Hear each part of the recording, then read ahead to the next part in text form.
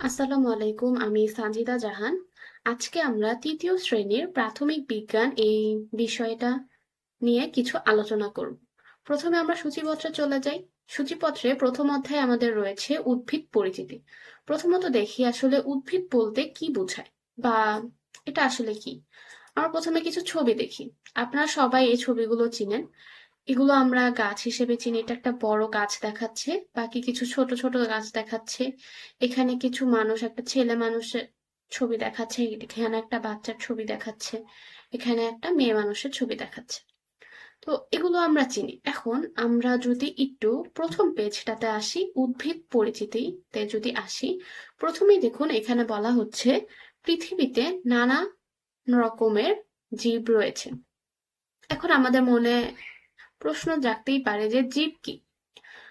তো আমরা একটু আগে যে পেজটা দেখেছিলাম, এখানে জীব কি আর উদ্ভিদ কি আমরা কি বলতে পারবো?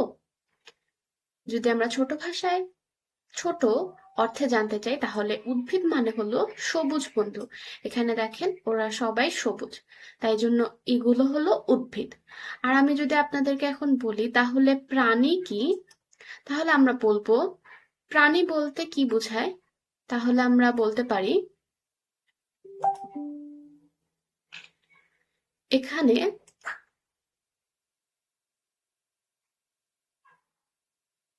যাদের প্রাণ রয়েছে তারাই প্রাণী। ঠিক আছে? তাহলে আমরা পড়েছি প্রথম পেজটাতে যে পৃথিবীতে নানান ধরনের জীব রয়েছে।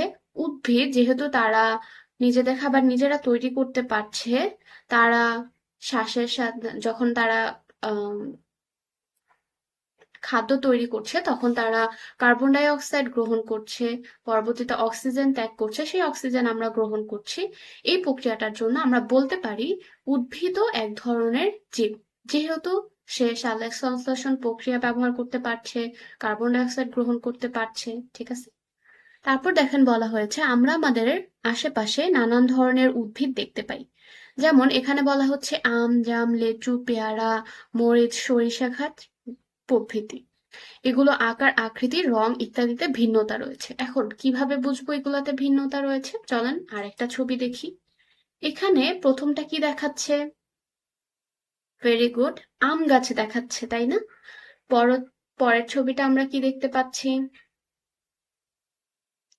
একটি পেয়ারা গাছ। এটা ভেরি গুড। এখানে দেখেন কি দেখানো হচ্ছে? গোলাপ গাছ।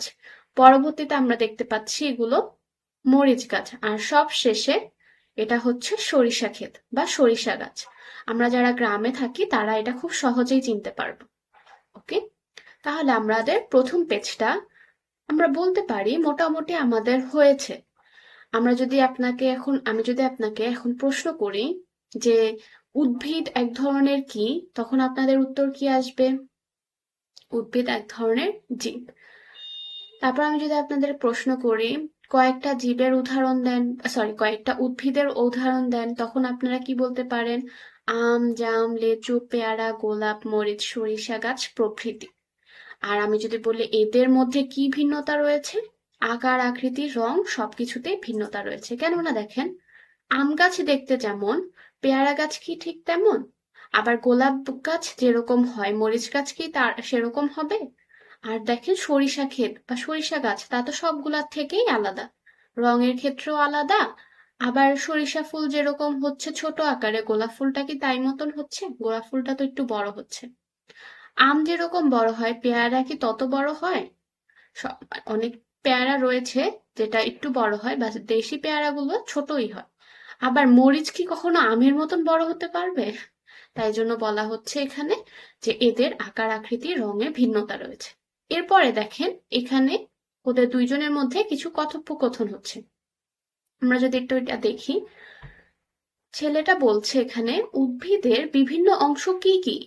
ফুল, মূল এবং তারপরে তখন মেয়েটা বলছে চলো ফুল ও শিকড় বা মূল এবং কাণ্ড সহ একটি উদ্ভিদ পর্যবেক্ষণ করি। এখন আমরা তো জানি সবাই উদ্ভিদ কি। এই যে বড় গাছটা দেখতে পাচ্ছেন, এটাকে মূলত উদ্ভিদ বলা হচ্ছে। আর এখানে যে মানুষগুলোকে দেখতে পাচ্ছেন, সাথে উদ্ভিদ দেখতে পাচ্ছেন, এদেরকে আবার কি বলা হচ্ছে আমরা একটু আগে পড়েছি, জীব। মানে হলো যারা জীবন্ত। ওকে, তাহলে এই যে বড় উদ্ভিদটা, এই উদ্ভিদটাতে দেখেন পাতা রয়েছে, ডালপালা রয়েছে, তাই না? এরকমই উদ্ভিদের আরো কিছু অংশ রয়েছে। তাহলে আরেকটা ছবি দেখি। এখানে দেখেন, এটা কি চিনতে পারছেন? অনেকের কাছে একটু অপরিচিত লাগতে পারে যে এটা কি জিনিস। মূলত এটা থাকে মাটির নিচে। আমাদের এই অংশটুকু থাকে মাটির নিচে, যার জন্য আমরা অনেকেই এটা চিনতে পারছি না। এতটুকু অংশ আমাদের, এই যে এতটুকু অংশ আমাদের মাটির নিচে থাকে, তাই জন্য আমরা এটা অনেকে নাও চিনতে পারি। ওকে, সমস্যা নাই, এটা আমরা একটু সাইডে রাখলাম। এটাকে আমরা চিনি। ভেরি গুড, এটা আমরা সবাই চিনি। গাছের ডালের মতন দেখতে এটা, তাই না? এটা কি চিনি আমরা? ওকে, এটা হলো পাতা। এটাও আমরা সবাই চিনি। সব গাছেই পাতা রয়েছে। এখন এটা কি? অনেকেই বলতে পারেন গোলাপ ফুল, বা অনেকেই বলতে পারেন ফুল, দোনোটাই সঠিক। কিন্তু সব গাছে কি ফুল হয়? একটু আগে আমরা যে গাছটা দেখেছি, এই গাছটাতে কি কোনো ফুল আছে? নাই। এই গাছে বা এই গাছে আছে? নাই। ওকে, সমস্যা নাই। কিন্তু আমরা এখানে দেখেছি, এই যে গোলাপ গাছ, এখানে ফুল রয়েছে, তাই না? এই যে সরিষা ফুল, এটাও একটা ফুল। ওকে, তারপরে এখানে দেখাচ্ছে কি? ফল। ভেরি গুড, এখানে ফল দেখাচ্ছে। এখন দেখি তো, এইখানে ফল দেখাচ্ছে, এখানেও ফল দেখাচ্ছে, কিন্তু ফুল গাছে কি ফল আছে? নাই। এখানে মরিচ দেখাচ্ছে, এই সরিষা গাছে কি ফল দেখাচ্ছে? নাই। ওকে, আবার এরও আগে যখন আমরা এই গাছটা দেখেছি, এখানে আমরা ফুলও খুঁজে পাই নাই। এখানে কি ফল দেখা যাচ্ছে? তাও দেখা যাচ্ছে না। ওকে, সমস্যা নেই। তাহলে আমরা দেখলাম কি, এই পেজে যখন ছেলেটা বলল ফুল, মূল এবং আরো কি কি অংশ থাকতে পারে একটা উদ্ভিদের, সেটা চলো আমরা পর্যবেক্ষণ করি। মূলত এই 5টা জিনিস একটা উদ্ভিদের মধ্যে পাওয়া যায়, কিন্তু কিছু ভিন্নতা রয়েছে। যেমন একটু আগে আমরা দেখলাম কিছু কিছু গাছে ফুল রয়েছে, আবার কিছু কিছু গাছে ফল রয়েছে। সব গাছেই কিন্তু ফুল ফল নাই। ওকে, এখন চলেন আমরা এখন উদ্ভিদের এই যে সাধারণ অংশগুলো সম্পর্কে আমরা কিছু জানি। এখানে দেখেন কি বলা হয়েছে। আপনাদের আপনারা চাইলে বই খুলে নিতে পারেন, 2 নাম্বার পেজ এটা। ঠিক আছে, এখানে দেখেন বলা হচ্ছে প্রায় সব উদ্ভিদেরই মূল, কাণ্ড এবং পাতা রয়েছে বা থাকে। কিছু কিছু উদ্ভিদের আবার ফুল এবং ফলও থাকে। কিছু কিছু মানে হলো কি, অর্থাৎ অল্প সংখ্যক কিছু। সব উদ্ভিদেরই ফুল থাকবে না, ফল থাকবে না। ওকে, আমরা প্রথমে মূল সম্পর্কে জানি। মূল কি? একটু আগে যে চিত্রটা দেখেছি, এই যে অপরিচিত যে চিত্রটা দেখেছি, মূলত এটাকেই বলা হচ্ছে মূল, যা থাকে কোথায় বলেন তো? মাটির নিচে। ওকে, তাহলে এখানে আসি। দেখেন ফার্স্টে বলা হয়েছে উদ্ভিদের মূল বা শিকড় সাধারণত মাটির নিচে থাকে। সাধারণত মাটির নিচে থাকে। এটা সাধারণত মাটির নিচে থাকে। মূলের মাধ্যমে গাছ মাটিতে আটকে থাকে। মূলের মাধ্যমে গাছ কোথায় আটকে থাকে? মাটিতে আটকে থাকে। মূল গাছকে সোজা হয়ে দাঁড়িয়ে থাকতে সহযোগিতা করে। এখানে দেখেন, যদি মূল আমাকে মাটির সাথে বা একটা গাছকে মূল যদি মাটির ভিতরে এরকম করে শক্ত করে ধরে না রাখতো, তাহলে কি সে দাঁড়িয়ে থাকতে পারতো? এত বড় একটা গাছ তখন তো হেলে পড়ে যেত। ঠিক আছে, তাই জন্য বলা হচ্ছে মূল কি করে? গাছকে আটকে রাখে মাটির সাথে। ঠিক আছে, আমরা তাহলে মূল সম্পর্কে জেনে গেলাম। এর পরের চিত্রটা আমরা যে বলেছিলাম যে এটাকে বলে ডাল, এই ডালকে বইয়ের ভাষায় বলা হচ্ছে কাণ্ড। কাণ্ড কি? কাণ্ড মাটির উপরের উদ্ভিদের প্রধান একটি অংশ। মাটির উপরে উদ্ভিদের প্রধান অংশের নাম কি? কাণ্ড। মূল ও উদ্ভিদের অন্যান্য অংশের মধ্যে সংযোগ স্থাপন করে থাকে কাণ্ড।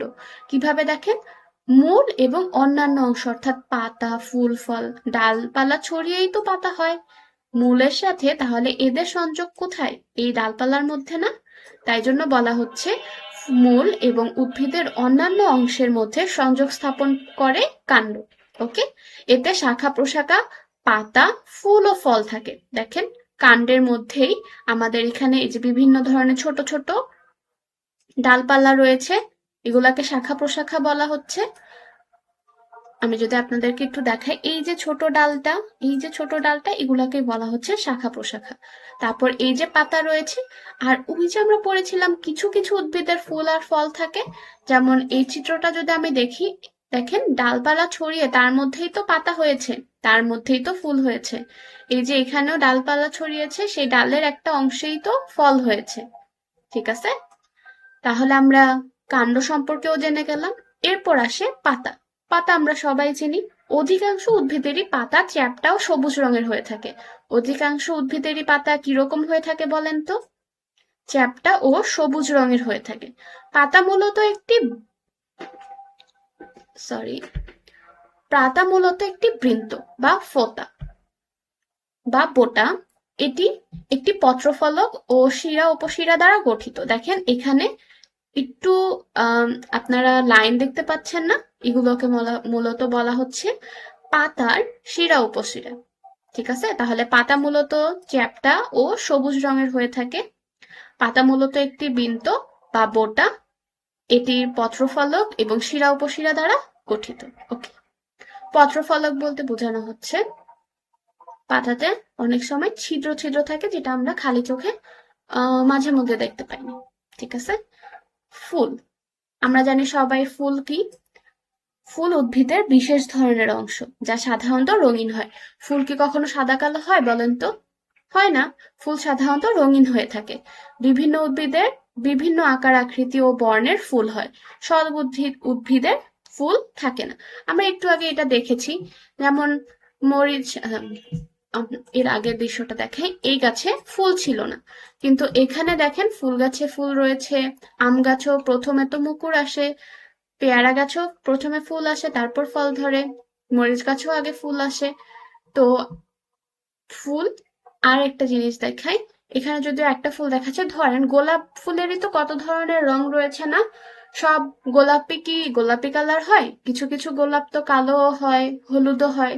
আবার দেখেন এখানে সরিষা ফুল আবার ভিন্ন আকারের, ছোট, আবার রঙও এর আলাদা। তাই জন্য এখানে বলা হচ্ছে সব উদ্ভিদেরই ভিন্ন আকার আকৃতির ও বর্ণের ফুল হয়ে থাকে। ওকে, ফলের ক্ষেত্রে আসি এখন। ফল উদ্ভিদের বিশেষ ধরনের অংশ, এতে বীজ থাকে। এই যে দেখেন মাঝের এই অংশটাকে বলা হচ্ছে বীজ। যেমন আম একটি ফল, এর ভিতরে বীজ আছে। বিভিন্ন উদ্ভিদের বিভিন্ন আকার আকৃতি ও বর্ণের ফল হয়। সব উদ্ভিদের ফল হয় না। যেমন এই উদ্ভিদের ফল ছিল না, কিন্তু এখানে যদি দেখি এই যে আম, ফল আছে, পেয়ারাও আছে, মরিচও আছে। এখানে দেখেন আম যেমন, পেয়ারা কি দেখতে তেমন না, কিন্তু ভিন্নতা রয়েছে। আবার কাঁঠাল দেখতে অনেক বড়। তো এই ভিন্নতাগুলা আমরা এখানে লক্ষ্য করে থাকি। আশা করি আপনারা আজকে বিষয়গুলো বুঝতে পেরেছেন।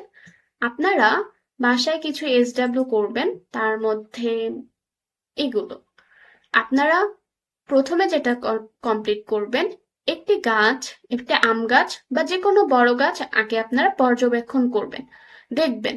তারপর উদ্ভিদের 5টি পধার অংশের নাম আপনাদের খাতায় লিখবেন। এটা গেল আমাদের প্রথম প্রশ্ন। দ্বিতীয় প্রশ্ন হলো উদ্ভিদের মূল বা শিকড় কেন প্রয়োজন? কারণ লিখবেন। ওকে, কাণ্ড ও পাতার মধ্যে কি পার্থক্য রয়েছে সে পার্থক্যটা বর্ণনা করবেন। অল্প কথায় লিখলেও হবে। আপনার বাড়ির আশেপাশে দেখা যায় এমন 5টি উদ্ভিদের নাম লিখবেন। আর শেষে একটি বড় গাছের ছবি এঁকে এর বিভিন্ন অংশ যেমন পাতা, কাণ্ড, মূল চিহ্নিত করে রাখবেন। ঠিক আছে, আজকের পড়া আজকে আমাদের এতটুকুই। আসসালামু আলাইকুম।